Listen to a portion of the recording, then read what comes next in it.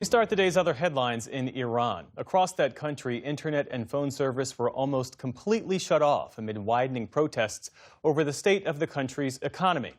It comes after exiled Crown Prince Reza Pahlavi posted on social media that demonstrators should take to the streets, and he warned Iran's leadership that the world and President Trump are, quote, closely watching you. Meantime, footage released today shows protesters tearing the Iranian flag in half, with some chanting, "Long live the king," a show of support for Pahlavi, whose late father fled Iran during the country's 1979 revolution. In Ukraine, emergency crews raced to restore power today to hundreds of thousands of people after Russia's military struck energy targets overnight. The attacks affected two southeastern regions, with a local official saying it was the widest blackout since the start of the war. The city of Dnipro was plunged into darkness, even as the region is bracing for colder weather later this week. Ukrainian officials have condemned what they call Russia's strategy of weaponizing winter.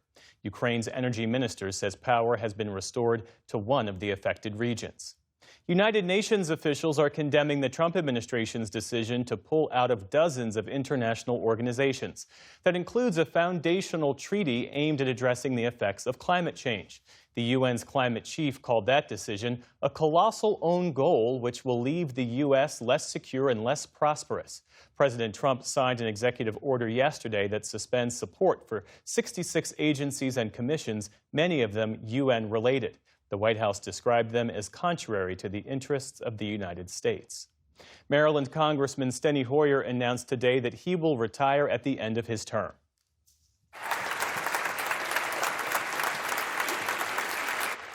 The longest-serving Democrat in Congress got a standing ovation this morning from his colleagues in the House, where he has served for more than 4 decades. In his remarks, Hoyer described his early days in Congress in 1981 when, as he put it, most Republicans and Democrats worked together in a collegial and productive way. He said Congress needs to return to that shared purpose. I am deeply concerned that this House is not living up to the founders' goals. I urge my colleagues on both sides of the aisle to examine their conscience, renew their courage, and carry out the responsibilities that the first article of the Constitution demands. Hoyer, who is 86, was the number 2 Democrat in the House for nearly 20 years, serving twice as House Majority Leader under then-Speaker Nancy Pelosi, who will also retire after this term. White House officials said today that it was more economical to tear down the East Wing to make way for President Trump's ballroom than it would have been to renovate it. The cost analysis proved that demolition and reconstruction provided the lowest total cost ownership and most effective long-term strategy. At a meeting of the National Capital Planning Commission, officials and architects cited structural issues, water leakage, and mold as reasons for tearing down the structure entirely. They also laid out details for the planned 90,000-square-foot ballroom. It was the first time that such plans have been made public. The Trump administration tore down the East Wing in October, leading to a lawsuit from preservationists. The nation's trade deficit has dropped to its lowest level since 2009. The Commerce Department said today that the gap shrank to around $29 billion in October. That's a 39% drop from the month before and comes amid President Trump's sweeping tariffs on imports into the U.S. Today's report was delayed by last year's government shutdown, which has muddled the picture for the health of the world's biggest economy. On Wall Street today, stocks ended mixed, even as big defense stocks saw a boost from President Trump saying he wants to increase military spending.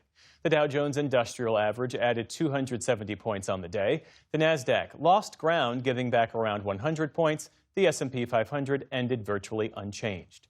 Still to come on the NewsHour, the state of U.S. relations with Venezuela's neighbor, Colombia, after a presidential phone call. Lawmakers from both sides of the aisle weigh in on the Trump administration's foreign policy. And we visit the Pittsburgh Hospital at the center of the HBO medical drama, The Pit. This is the PBS NewsHour from the David M. Rubenstein studio at WETA in Washington, headquarters of PBS News. Wait just a second. We have one more thing to share. We want to say a heartfelt thank you for watching and supporting PBS News. Without you, we simply wouldn't be able to provide the news and the information that you trust. So thank you from everybody here at PBS News. Support journalism you trust. Support PBS News. Donate now, or even better, start a monthly contribution today.